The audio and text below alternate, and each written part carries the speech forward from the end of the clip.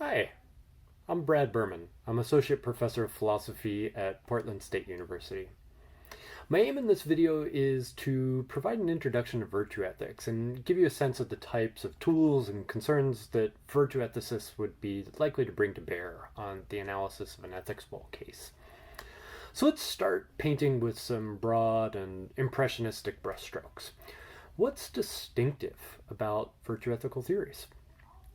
Because ethical theories are multidimensional, that is, because they might attempt to account for a variety of morally relevant phenomena, like our motives, our character, our obligation, our actions, and their consequences, there's no unique, simple answer to offer here. But a first pass that I find helpful concentrates on where different theories typically focus their attentions. Unlike a consequentialist or a deontological theory, which tend to be act-centered, and unlike care ethical theories, which tend, albeit a bit less strongly, to be relation-centered, virtue ethical theories are broadly agent-centered. Virtue ethicists, of course, have much to say about action and about relationships, just as ethicists of other stripes will have much to say about agents and their virtues. But agents are decidedly where the emphasis lies for the virtue ethicist. There are three basic questions about agents that structure most virtue ethical theories and that have a particularly important role in the Aristotelian tradition. The first is, what's the good life? Or, put more personally, what kind of life should you aspire to? What would your flourishing or your living well even look like? The second is, what are the character traits that would contribute to your leading an excellent life, or perhaps even help to constitute your flourishing? That is, what are the virtues? And third, what kind of knowledge and practical sensitivities and sensibilities does an agent need to possess and to exercise those virtues? Now, virtue is obviously the core concept for the virtue ethicist, so let me spend a few moments helping to characterize it. We have a tremendous number of capacities. Some of these aren't, in themselves at least, all that morally interesting. For example, I presume the question of whether or not you're leading a good life doesn't meaningfully turn on whether you're strong enough to lift 180 pounds, say, as opposed to merely 100 or as much as 240. Other capacities are rather different, though. Consider the capacity to feel anger. Now, this can be disposed in innumerably many ways. Take the hothead, for instance. Now, the hothead isn't actually angry most of the time, of course. She's not sleep raging, for example, but she is disposed to become angered much more easily than the rest of us. She's on a hair trigger. Perhaps she even seeks out opportunities to become angered. And when she gets angry, her anger is especially liable to be expressed in an extreme and explosive manner. This is bad for her. Her capacity to feel anger is disposed in a way that strains her social relationships, and more generally, it gets in the way of her living an excellent life.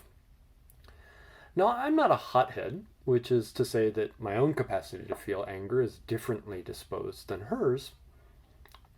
I'm slow to anger, by contrast.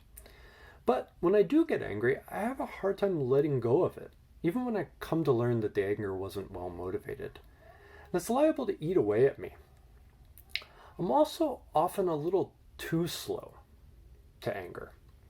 Anger can be a valuable moral sentiment. It can play an important role in safeguarding one's sense of justice in response to wrongs to others, and in safeguarding one's sense of self-worth in response to slights directed at oneself. Now, my disposition, the hotheads, that is to say, while different, are both less than ideal. Hotheadedness, in fact, might actually be a vice. You can think of a virtue, by contrast, as a relatively stable and entrenched disposition of a morally relevant capacity that, unlike hotheadedness and whatever name we think up for my idiosyncratic alternative, allows a person to live well. Virtues, that is, are excellent states of character. They're wiring for the good life, we might say. Now, even virtue ethicists disagree about what the good life looks like, and so what the virtues are, and what it takes to possess them. How then might virtue ethics help provide tools for analyzing cases in the ethics bowl? Since it's a short video, or at least supposed to be, I see I'm already at the 5-minute mark, let me focus on 2 tools that virtue ethics offers. Consider Ethics Bowl and Prom, case 8 from the 2019 to 2020 national case set. The background and outline is that Jake's Ethics Bowl team won regionals, but the national tournament conflicts with Prom, which Jake has already promised to attend with his girlfriend Alice. Jake would prefer to go to Prom, and he lets his Ethics Bowl teammates Carly and Dana know that he won't be competing at nationals, a decision that means they won't be competing either, since teams need at least 3 members and there aren't any viable stand-ins. Now, one resource as you think about cases is the vast set of thick ethical concepts in the virtue ethical tradition. Often, when we attend to whether Jake's decision was permissible or not, or again, right or wrong, the discussion becomes abstract and anodyne.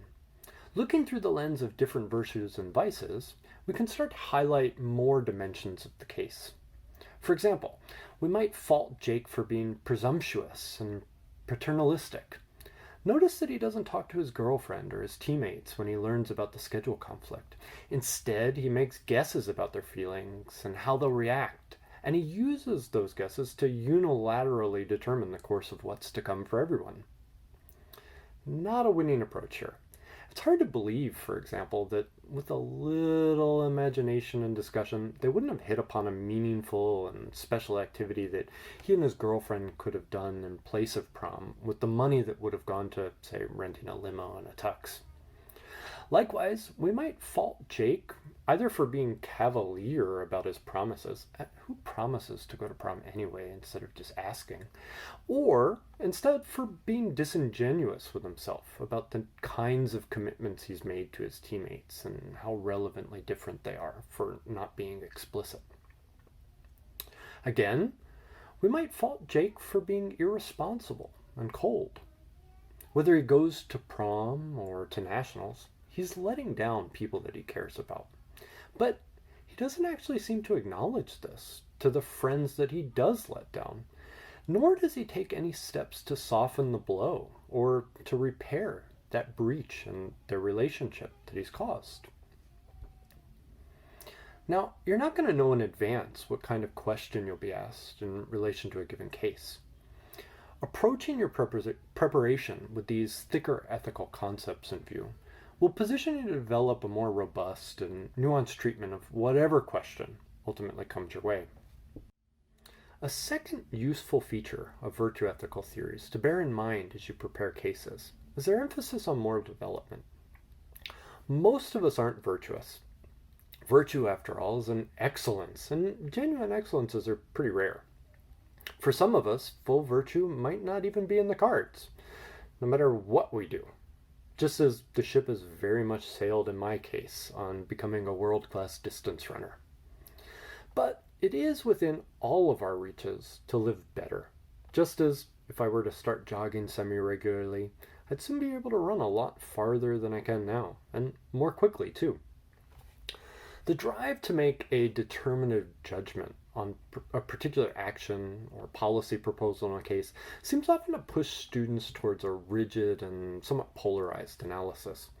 One check on that is to ask yourself also how someone like Jake or his friends Carly and Dana might improve themselves moving forward.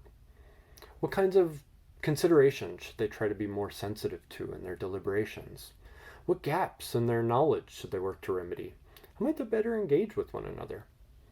This developmental reframing, again, should help draw your attention to aspects of the case that might not show up on your radar otherwise. In my own case, and looking at the clock here, it seems one of the things I need to work on is brevity. So thanks for watching, and let me leave you with a few resources where you can learn more about virtue ethics moving forward. Good luck.